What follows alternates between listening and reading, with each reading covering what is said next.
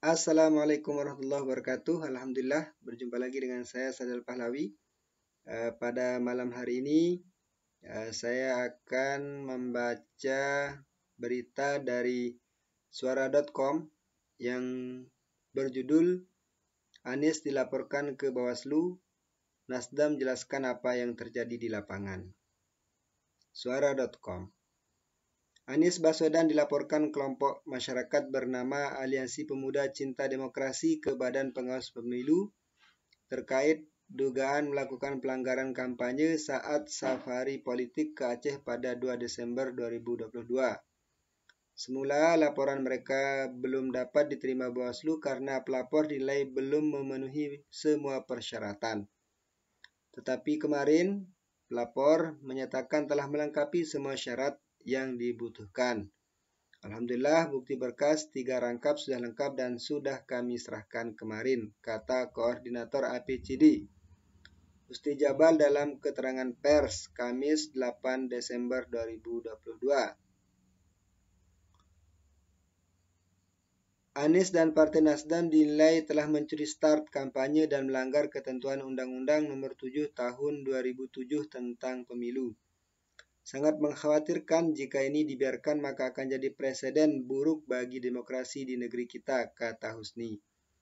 Husni menyebut safari politik Anies yang difasilitasi Partai Nasdem ke berbagai daerah sudah menjurus pada aktivitas kampanye di luar jadwal dan tahapan yang telah ditentukan KPU. Dia menilai sikap Anies akan berdampak buruk dan menjadi presiden buruk bagi demokrasi di Indonesia.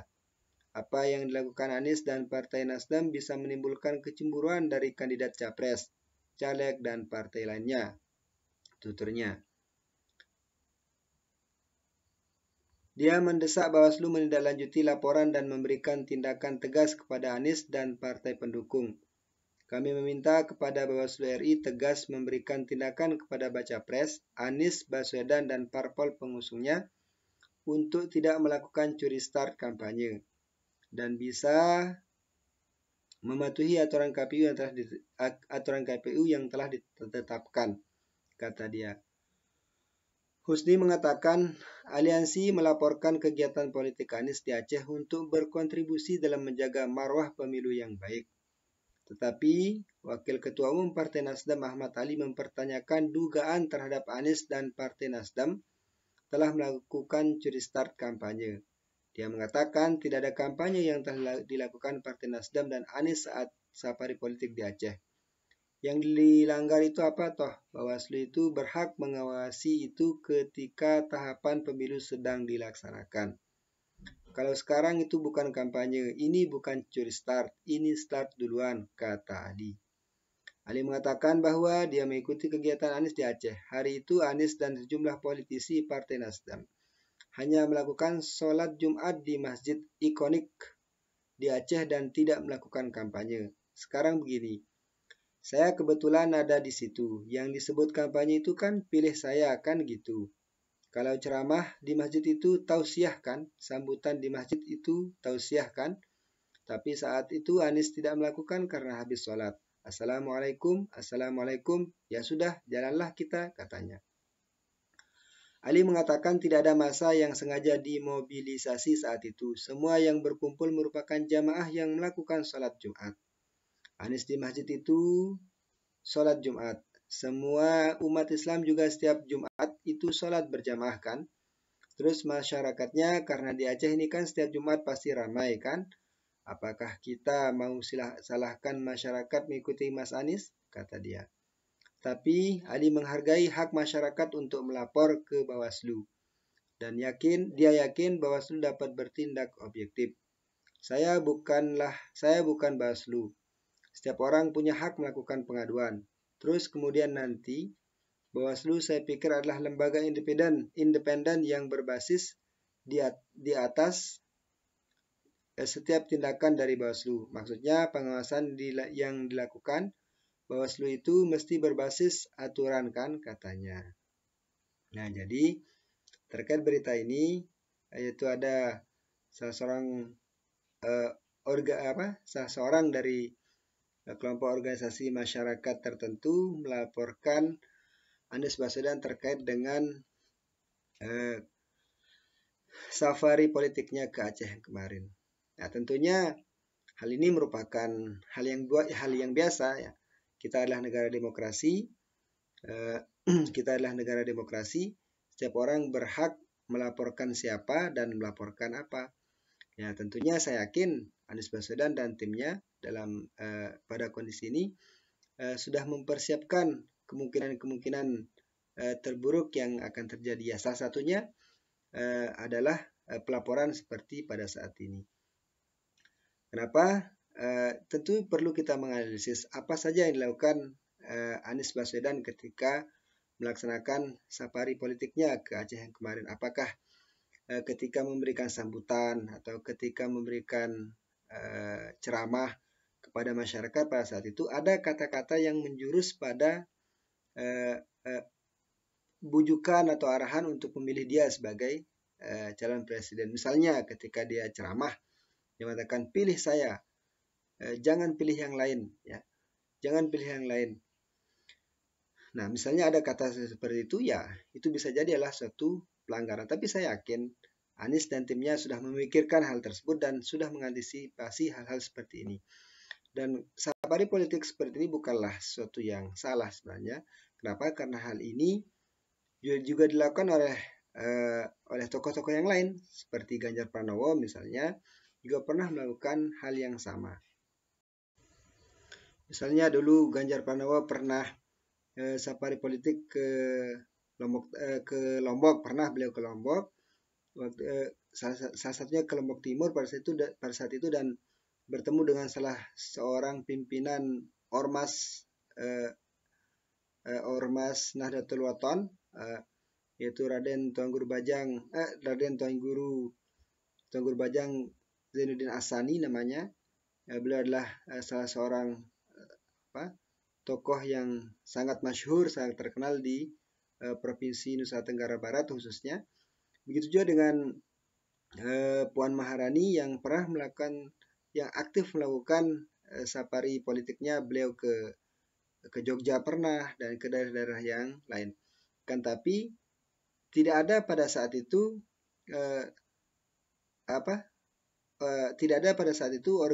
ormas atau siapapun namanya yang melaporkan beliau yang melaporkan dua orang tokoh ini terkait dengan pelanggaran pemilu misalnya. Mungkin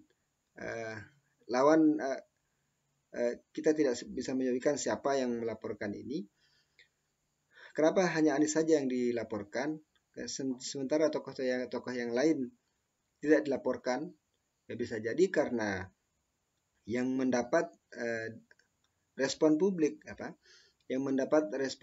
yang begitu luar biasa itu hanyalah Anies Baswedan, sehingga ada pihak-pihak tertentu yang merasa tidak nyaman atau bahasa politiknya itu merasa panik dengan kondisi yang seperti saat ini. Nah, sehingga tidak heran maka ada suatu ungkapan mengatakan ketika pohon itu tinggi, ya, berbeda dengan yang lainnya, maka hujannya pun lebih tinggi. Angin yang akan menimpanya itu juga lebih tinggi daripada yang pohon yang pendek. Begitu juga dengan Anies Baswedan, mungkin karena respon publik yang begitu luar biasa, bahkan beliau sampai disambut oleh lautan manusia, oleh ratusan ribu orang, maka ada tokoh-tokoh pihak-pihak tertentu yang merasa akan tersaingi, akan kalah popularitasnya, sehingga untuk menghadapi hal ini, ya harus kita tidak boleh tinggal diam gitu.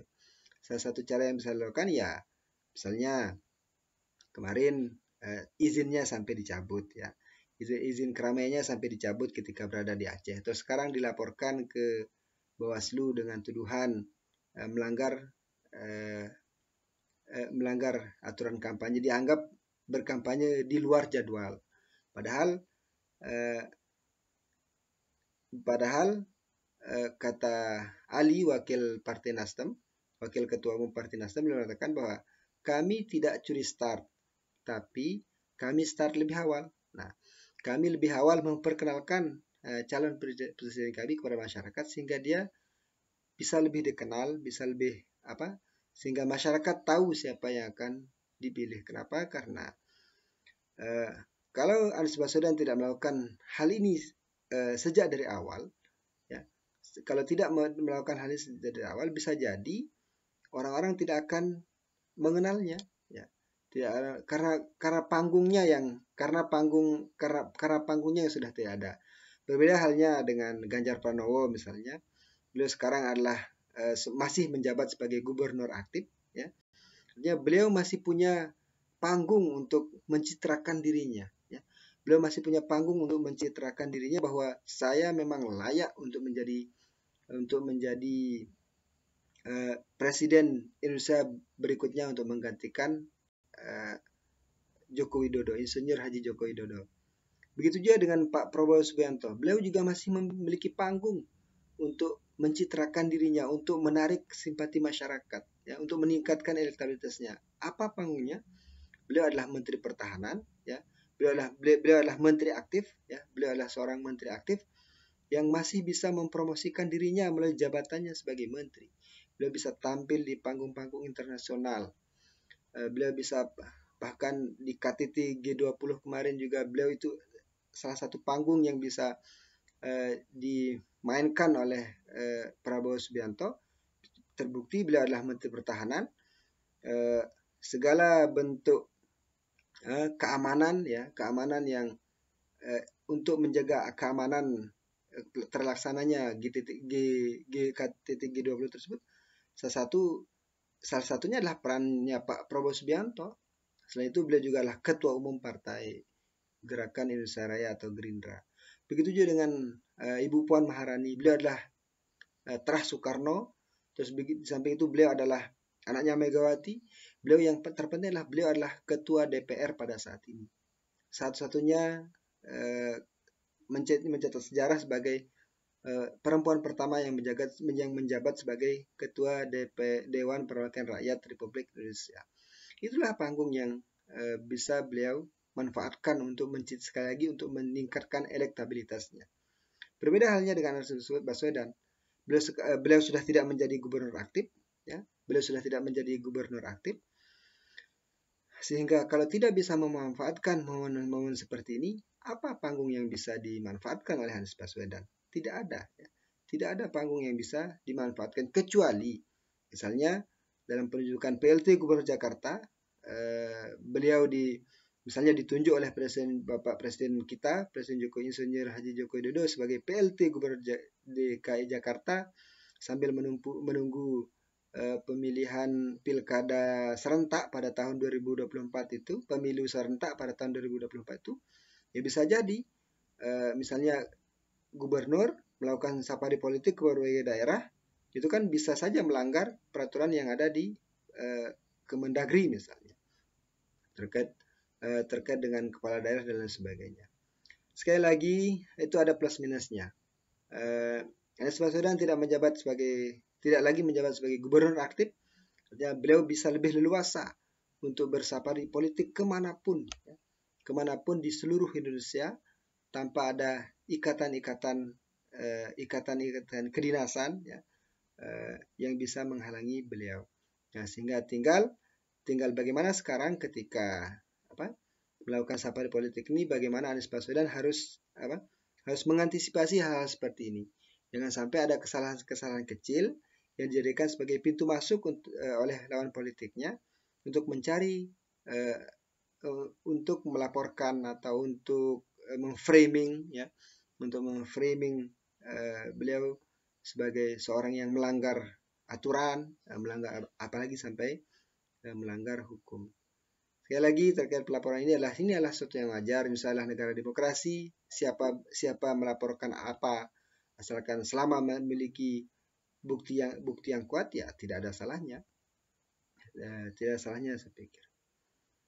Hanya ini komentar saya terkait dengan pelaporan Anies Baswedan ke Bawaslu oleh salah satu ormas yang ada di Indonesia. Semoga tetap konsisten, dan mampu memberikan yang terbaik untuk bangsa Indonesia, siapapun yang menjadi presiden di kemudian hari. Entah itu Anies Baswedan, atau Ganjar Pranowo, atau Prabowo Subianto, atau Ibu Puan Maharani. Mereka adalah putra-putri terbaik bangsa ini. Ya. Mereka adalah putra-putri terbaik bangsa ini yang akan memberikan, akan mewakafkan dirinya untuk kemajuan bangsa Indonesia tentunya. Kita berharap Indonesia akan menjadi lebih baik ke depannya. Sekarang sudah baik, tapi harus menjadi lebih baik.